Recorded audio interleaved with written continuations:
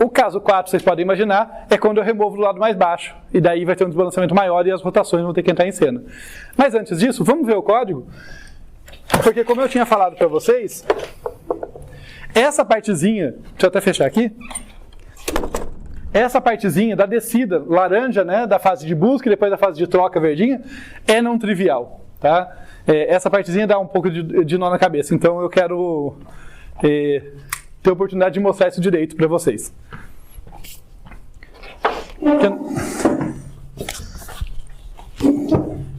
A versão recursiva, ela dá um pouco mais de canseira na gente. Então, acho que vai ser útil.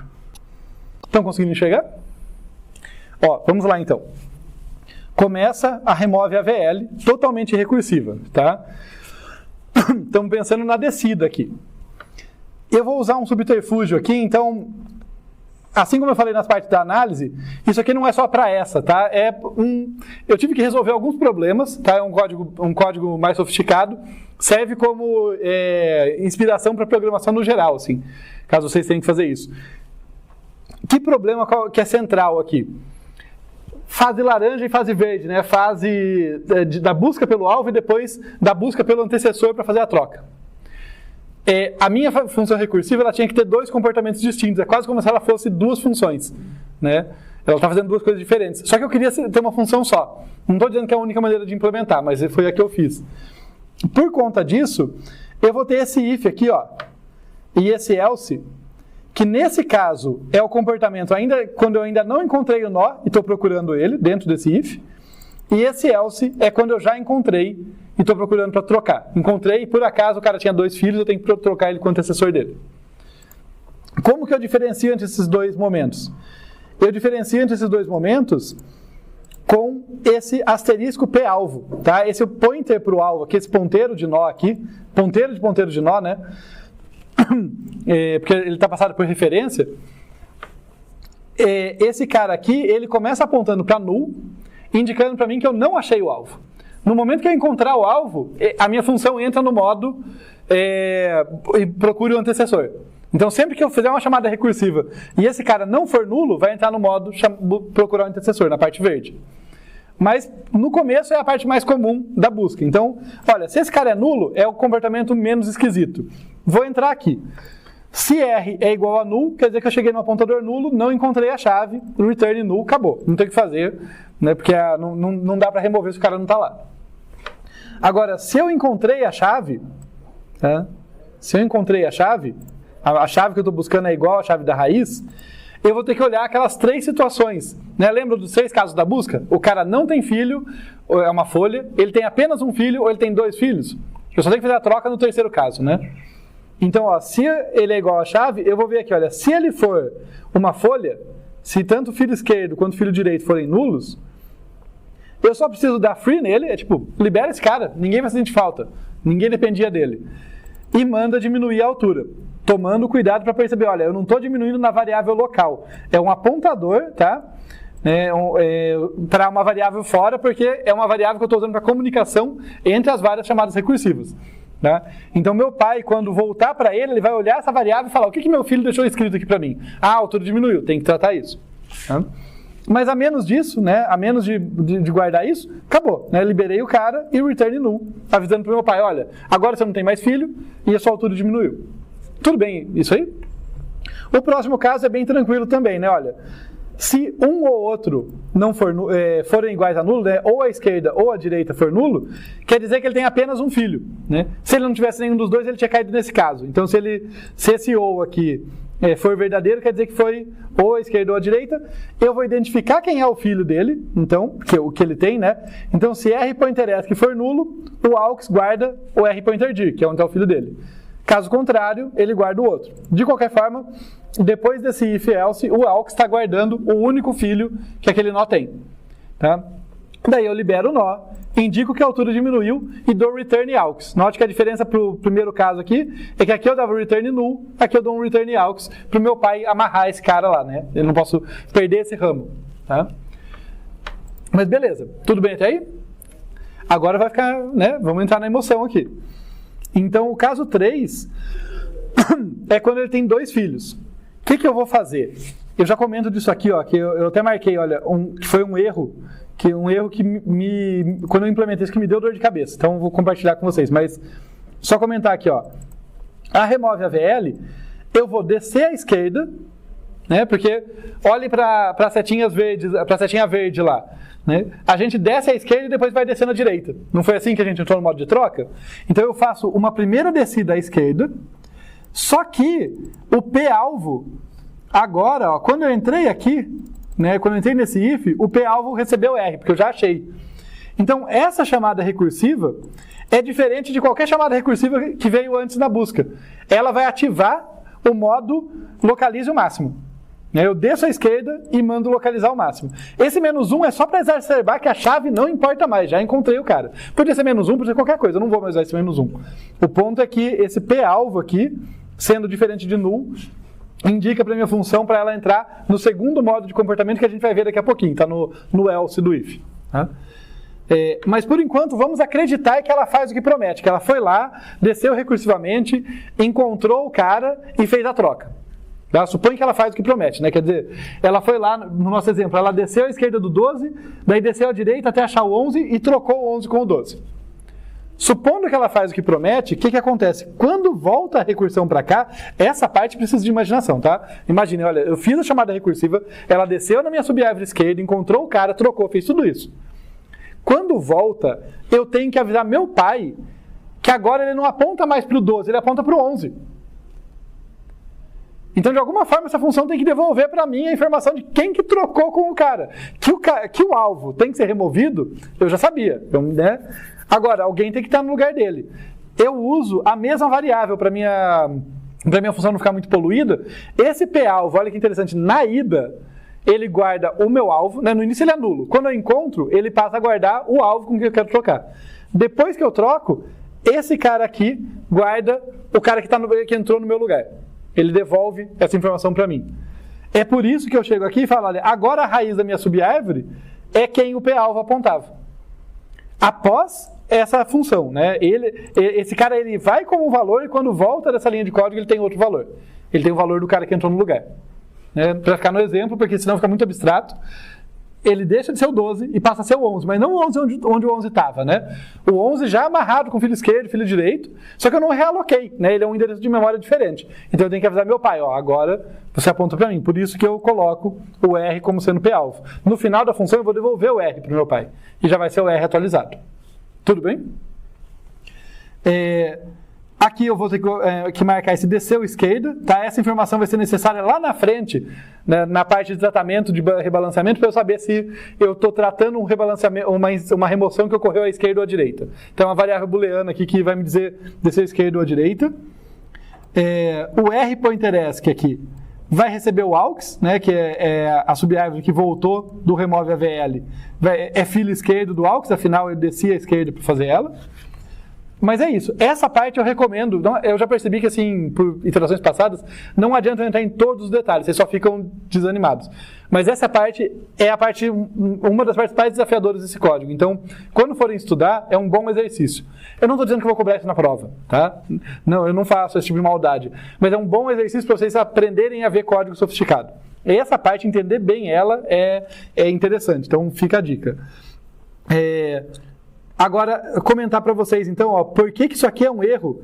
E olha como é interessante computação, né? Eu gosto muito de algoritmos, gosto muito de matemática, mas é bonito estudar esse curso que a gente estuda, porque você se conecta com outras áreas da computação que você nem estava esperando. Por exemplo, compiladores. É uma área importante, arquitetura, uma outra área importante, que eu não toco no meu dia a dia, normalmente, mas de vez em quando você tropeça nela, porque isso aqui, ó, quando vocês olham para essa linha, eu estou fazendo a chamada, tá? Não é a remove AVL, mas é só porque eu corrigi antes o erro. Mas suponha que fosse a remove AVL, né? E ela está devolvendo para o asterisco P-alvo. Aqui eu devolvo para o aux. Né? E depois eu faço rPointerEsc que recebeu o aux. Sendo que o R é o P-alvo. Então nota que no fim eu estou colocando no asterisco P-alvo pointeresc. Perceberam que eu fiz de um jeito muito mais rocambolesco, mas eu estou fazendo exatamente isso aqui, atribuindo o que volta dessa chamada para o campo esquerdo do asterisco P-alvo. No entanto, isso aqui dá errado, tá? Eu fiz questão de marcar. isso aqui dá errado, e ela dar errado me conta uma coisa sobre como a linguagem é processada. Essa parte aqui é processada pelo compilador, não executada, mas processada antes da chamada recursiva. Ele processa da esquerda para a direita aqui. Então esse cara aqui, ele pega o endereço do asterisco p-alvo antes do asterisco p-alvo ser mudado por essa função. Lembra que eu falei para vocês que ela desce sendo um cara e volta sendo outro? Quando ele volta, eu quero... Esse cara aqui, está na outra linha, é o cara atualizado. Esse não. E vocês não imaginam a dor de cabeça para achar esse erro. Porque eu falo, mas tá certo, eu li o código e falei, tá certo. Mas não. Embora essa atribuição ocorra depois que a função volta, o cálculo desse endereço é antes. Então eu vou fazer a atribuição para o cara errado. Vou fazer a atribuição para o p-alvo desatualizado. Então tem que tomar esse tipo de cuidado. Às vezes o detalhe técnico quebra a gente. Tá? O jeito que a linha é processada, o jeito que o compilador desempacota isso, faz diferença para a gente em algumas situações específicas. Tá? Por isso que eu acabei fazendo isso por partes. Né? Salva no AUX, depois atribui. Tá? Então só para compartilhar, que eu achei bem interessante depois que eu sofri, mas depois achei um erro interessante ali, que conecta com compiladores, implementação de linguagens, coisas que vocês vão ver depois. Mas beleza. Então aqui, ó, lembrando vocês, eu gosto que ele deixa eu compactar, ó. Dentro desse if, foi quando a chave era igual. Então eu tratei aqui os três casos, né? O primeiro, o segundo que era mais fácil de remover, e o terceiro que desencadeou uma outra chamada recursiva, em que a função vai ter aquele comportamento de trocar pelo maior, perdão. Fora desse if, se não caiu nesse caso, a gente está na coisa que vocês conhecem mais, que é o comportamento de busca. Olha, se o R pointer de... Não, peraí, aqui, desculpa, aqui, ó. Se a chave é menor do que se a chave que eu estou buscando é menor do que essa, eu desço à esquerda. Né? Isso é bem o que vocês já estavam acostumados. Né? A inserção é muito parecida. Então eu mando remover à esquerda, né? E como a subárvore pode mudar de estrutura, essa atribuiçãozinha aqui, o que quer que seja que volte daqui, eu atribuo para o meu filho esquerdo, porque ele pode ser reorganizado na volta da chamada. Se foi à direita, a chamada equivalente. Tá? Então, essa é a parte do comportamento de busca mais comum. Não tem nada muito surpreendente aqui. O único detalhe é que eu tenho que marcar quando desceu à esquerda ou desceu à direita, porque a última parte do código que vai tratar do rebalanceamento tem que saber disso. Tá? A gente vai ver quando isso acontecer. Mas beleza, aí sim eu fechei esse if inteiro. Tá? Eu tinha fechado errado, mas agora aí sim. Fechei esse if inteiro. Esse é o comportamento do laranjinha lá, a fase de busca. O comportamento da fase de troca acontece nesse else, né, quando o p-alvo não é nulo. O que ele vai fazer? A princípio ele vai tentar descer à direita. Olha, se r.dir não for nulo, desce à direita. Tá? É só isso, ele desce recursivamente à direita, porque é aquela ideia, né? Eu desci à esquerda do cara, para achar o antecessor, eu tenho que fazer o quê? Achar o máximo da subárvore. Então eu vou descer tudo que eu posso à direita. Tá? Então, recursivamente, aqui eu sempre vou fazer a descida à direita, procurando por ele, marco que desceu à direita e acabou, de boa. Agora, eventualmente, eu chego num cara que não tem mais filho direito. Ele é o cara que eu quero trocar. E aí eu vou entrar num lugar que vai ficar como exercício para vocês. Eu vou até fechar aqui para não assustar. Quiser eu estar brincando. Eu quero que vocês entendam a estrutura, gente, tá? Ó, aqui, dentro desse else, eu estou no comportamento de buscar pelo antecessor, pelo maior da subárvore, para fazer a troca. Uma boa parte desse else, eu devo passar descendo à direita, que é esse if aqui. É dentro do else, né, nesse if aqui. Eventualmente, eu chego no cara que não tem filho direito, daí eu vou trocar. É esse else aqui. Né? Só que aqui dentro, eu tenho que fazer a troca. E isso envolve vários apontadores. Tá? Vocês lembram que inserção e remoção de lista ligada sempre tem que ser bem cuidadoso e tal? Esses dois caras têm filho esquerdo e filho direito. Então, é uma beleza, sabe? Quando eu entro aqui, ó, eu tenho que trocar filhos direitos. Daí eu tenho que trocar filhos esquerdos. Depois eu tenho que, finalmente, remover o nó. Então, é uma parte bem chatinha de fazer, que eu vou deixar como exercício. O exercício é particularmente interessante porque depois que eu fiz passo a passo, assim, ó, trocou filho esquerdo, trocou filho direito e removeu, eu vi que tinha muitas coisas redundantes e eu consegui compactar nessas instruções. Então fica como um exercício vocês entenderem essa troca, por extensa e ver depois por que eu pude jogar fora metade dela e fazer tudo só com essas instruções. Eu sei que ainda é bastante, mas lembra, tem filo esquerdo, filo direito e remover o nó, né? Tem bastante coisa para arrumar. Mas então aqui eu não vou aprofundar mais do que isso, tá? O que eu estou fazendo aqui é fazendo a troca. Lembra? Eu estava descendo para encontrar o cara, quando eu encontro, eu troco ele. Por que tem esse if e esse else, tá? Isso é a última coisa importante. A troca mesmo eu não vou entrar nos detalhes, como eu falei. É porque tem dois casos, né? No caso ali que a gente viu, deixa eu até ver na lousa, essa parte é importante destacar. Olha só, na hora de fazer a troca, é diferente a troca que eu tenho que fazer se o cara, que é meu antecessor, ele é filho direito de alguém. Tipo assim, eu desci à esquerda, depois eu fui descendo um ou mais níveis. Posso descer um monte de níveis, mas eventualmente eu troco com alguém que é filho direito de alguém, tá? E a mudança de apontador vai ser uma. Vai ser um conjunto de mudanças. Mas podia ser que o 11 não existisse. Se o 11 não existisse, quem era o meu filho esquerdo de maior valor, nesse caso? Era o próprio 9, né? Só que nota que o 9 não é filho direito de alguém, ele é filho esquerdo de mim. Daí a troca de apontador é um pouquinho diferente. Tá? Por isso, vejam, isso não é a parte mais importante, mas é uma parte que tem que ser cuidadoso. Por isso que eu faço esse teste, né? Para saber se o cara é filho direito do pai ou no else, peraí que eu estou me perdendo aqui, tem muita coisa. Ou aqui no else, estava compactado. Se ele é um filho esquerdo, né? Se ele é o caso que eu falei, se não tivesse o 11.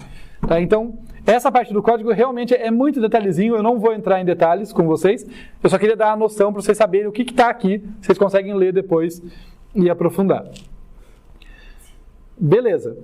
Passado isso, eu vou compactar tudo que eu posso aqui para fechar a estrutura com vocês. Ó, vamos ter a visão do todo aqui, daí vai acabar a parte de código, eu só vou fazer mais umas figurinhas dos casos mais desbalanceados. Na remove AVL, eu começo na fase de busca. É esse if que está compactado aqui. Olha, se o p-alvo for nulo, vou descendo recursivamente, fazendo a busca, até achar o cara que eu quero remover. Pode ser que eu não ache, daí acabou. Pode ser que eu ache e ele é fácil de remover, ele não tem filho, eu tenho só um filho, também beleza. Pode ser que eu ache e ele tem 2 filhos. Daí eu faço uma chamada recursiva que começa a operar nesse else. É quando o p-alvo não é nulo e eu vou fazer a troca. De qualquer forma, eventualmente eu troco o cara, removo ele de verdade e daí começa a volta da recursão. Seja da função trabalhando no modo 1 ou no modo 2, né, no modo laranja ou no modo verde, eu vou começar a volta dessa recursão. A volta da recursão é o que acontece a partir desse if. É aqui que é o rebalanceamento da AVL. Até agora foi só remoção recursiva, que ela é meio trabalhosa mesmo. Tá? Então, o que acontece? Eu testo se eu estou num caso que a altura diminuiu. Se a altura não diminuiu, né, se nas chamadas recursivas que a gente fazia aqui, por exemplo, deixa eu achar aqui, por exemplo aqui, né, se voltou que a altura não diminuiu, ou aqui, né, vejo que tem um monte de chamada recursiva que vai terminar tudo lá, né, ela vai ocorrer no if ou no else, eventualmente ela chega aqui. Se a altura diminuiu, eu tenho que tratar rebalanceamento, não dá para escapar. Daí eu entro aqui, olha, eu tenho que saber se a inserção, a remoção, perdão, foi à esquerda ou à direita do nó corrente. Por isso que eu sempre estava marcando, né? Quando eu descia à esquerda, eu ligava essa variável. Quando eu descia à direita, eu desligava. Então, esse é o caso que eu estou supondo, remoção à esquerda. Eu não vou falar da remoção à direita, né? Ela fica nesse else aqui, mas ela é simétrica, ela fica como exercício. Agora, remoção à esquerda. A altura diminuiu, a remoção foi à esquerda. Caso 2 que a gente acabou de ver na lousa. O cara estava balanceado. Se ele está balanceado e eu removi a esquerda, agora a subárvore esquerda dele é menor. O balanceamento dele vai para mais 1 e a altura não diminuiu, porque ele ainda tem a perninha direita lá que segura a altura dele. Caso 3. Se o fator de balanceamento dele era menos 1, quer dizer, eu removi do lado mais alto. Removi do lado mais alto, o lado que era mais alto agora ficou um pouquinho mais baixo, equilibrou. O balanceamento dele é 0, só que a altura diminuiu, porque ele tinha só uma perninha segurando ele, agora as 2 perninhas são mais curtas. Beleza? E depois, a parte emocionante, que daí eu não vou judiar vocês com esse código, porque a aula vai estourar o tempo, mas eu vou querer mostrar as figuras para fechar. Mas a partir daqui é o caso 4, que tem 3 subcasos, caso 4.1, ponto 2 e ponto 3. Tá? Que é quando eu removo do lado mais baixo, e aí o desbalanceamento vai ficar muito grande e eu tenho que fazer rotações.